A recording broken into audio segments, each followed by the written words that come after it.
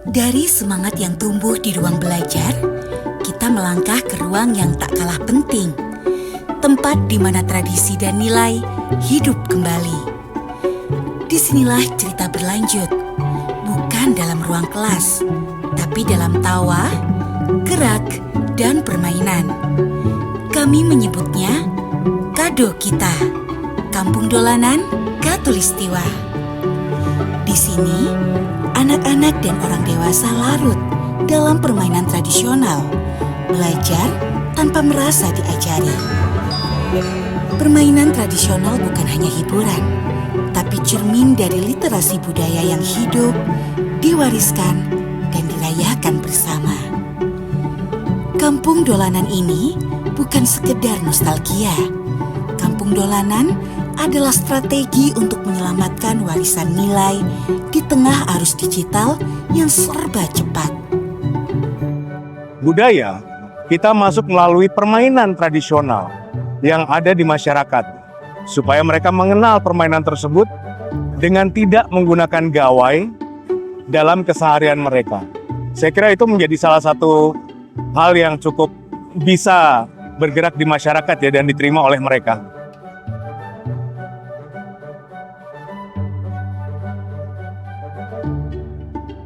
Bina literasi, salah satunya yaitu program Kampung Dolanan Khatulistiwa. Nah, ini program yang kita adakan di kampung sekitar yang memang kita dorong sebagai wahana untuk anak-anak sekarang bermain secara komunal atau bersosialisasi satu sama lain dengan tujuan agar meningkatkan interaksi dan juga konsolidasi antar anak-anak zaman sekarang gitu ya. Jadi supaya anak juga tidak mengalami ketergantungan terhadap gawai, terhadap gadget, terhadap HP, kita berikan pengalaman selebar-lebarnya terhadap anak-anak untuk merasakan permainan-permainan tradisional, permainan-permainan yang sifatnya berinteraksi, interaktif dengan lingkungannya dan juga dengan teman-teman seusianya gitu ya.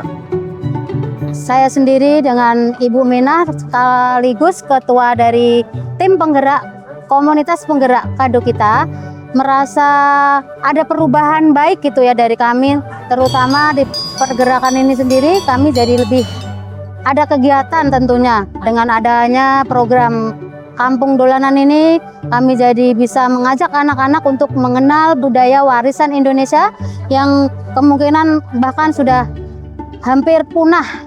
Anak-anak bahkan tidak bisa memainkan permainan yang dulu kami mainkan. Kami ingin mengajak anak-anak untuk mengenal lebih banyak lagi warisan budaya, terutama di permainan tradisional sendiri. Semua kontribusi ini berpijak pada fondasi yang kokoh. Program Bina Sekolah. Program ini tidak hanya menjangkau anak-anak usia dini, tetapi juga pelajar tingkat menengah, guru, bahkan komunitas belajar mandiri. Sinar Maslen mendampingi sekolah dalam menciptakan pembelajaran yang aktif dan berkarakter melalui lesson study, digitalisasi, dan kurikulum multikultural.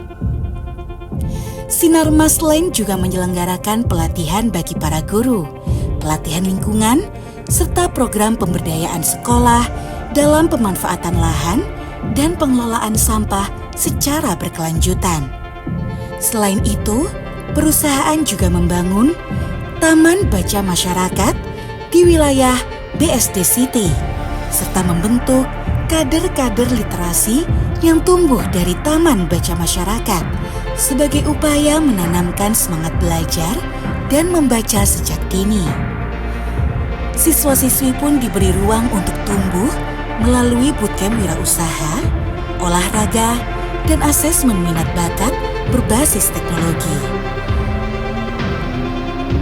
Karena kami percaya, pendidikan bukan soal seragam, tapi soal membuka kemungkinan dan keberanian untuk bermimpi.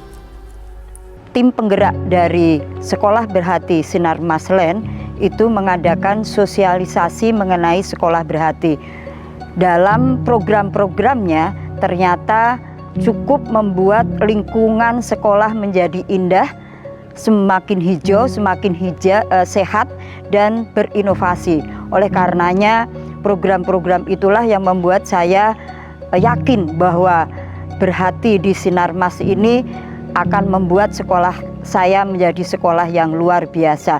Dan program yang saya lakukan untuk melaksanakan sekolah Berhati diantaranya adalah hidroponik, rice bed, magot, urban farming, dan pengelolaan sampah. Itu dulu yang kami laksanakan.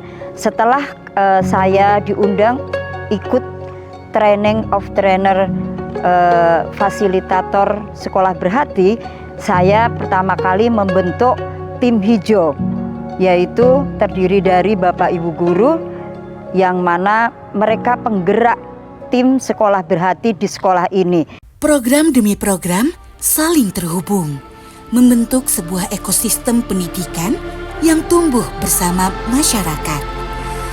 Literasi bukan hanya tentang membaca buku, tapi juga tentang memahami dunia dan mengambil peran di dalamnya. Inovasi tidak hanya soal alat, tapi soal keberanian untuk mencoba, berbagi, dan menghidupkan kembali nilai-nilai luhur. Dari ruang baca hingga ladang pertanian berkelanjutan di sekolah, dari guru penggerak hingga komunitas pengelola sampah, setiap individu adalah bagian dari perubahan. Inilah jejak kontribusi yang terus dirawat. Inilah bukti bahwa kepedulian bisa menjadi gerakan. Sinarmas Land tak ingin sekedar memberi, tetapi tumbuh bersama masyarakat. Karena pendidikan adalah benih. Jika disemai dengan hati, ia akan tumbuh menjadi pohon harapan yang menaungi generasi masa depan. Mari lanjutkan langkah ini, karena masa depan Indonesia lahir dari pendidikan yang hidup hari ini. Sinarmas Land, membaca masa depan, menyemai harapan.